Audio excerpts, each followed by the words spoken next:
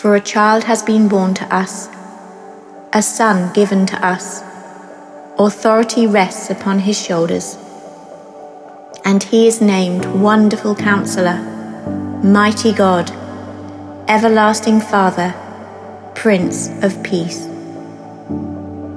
His authority shall grow continually, and there shall be endless peace for the throne of David and his kingdom. He will establish and uphold it with justice and with righteousness, from this time onward and forevermore.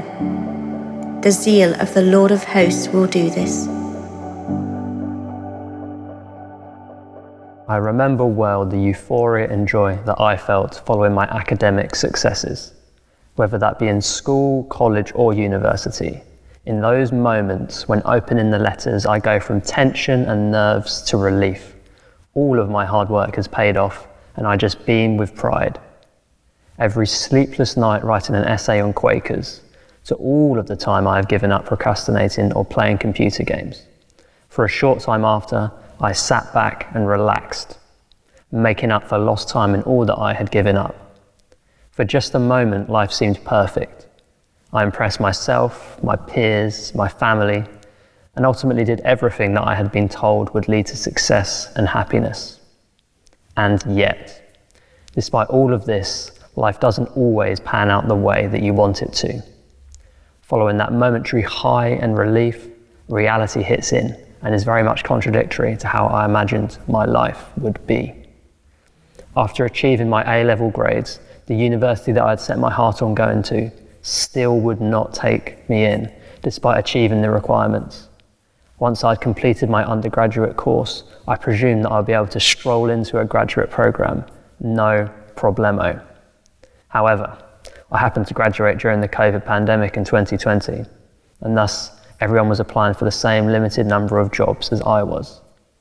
Even doing better on the test for one particular job than 99% of all other applicants did not even lead to an interview. But these doses of reality really helped me understand Jesus as the everlasting Father. God is the very opposite of the uncertainties that life can bring. As the everlasting Father, God promises to provide protection and love no matter what to his people.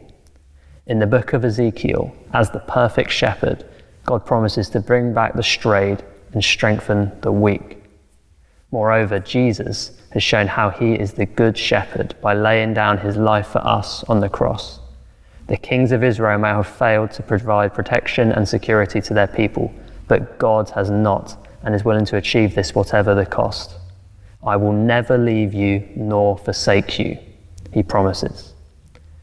And therefore, whilst the joy and security that I have felt from the successes of my life will fade away, and are never certain, the joy, love and protection of God are certain.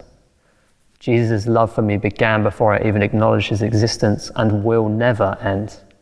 Through everything that I go through in life, the highs and lows, Jesus promises to be with me through it all. Life will never be how I wish it were, but I know that Jesus will be with me through it all and he will be steering the ship. And I encourage anyone who has never thought about Jesus to look further into him and his promises to never leave nor forsake his people. He emphatically is the perfect, everlasting Father.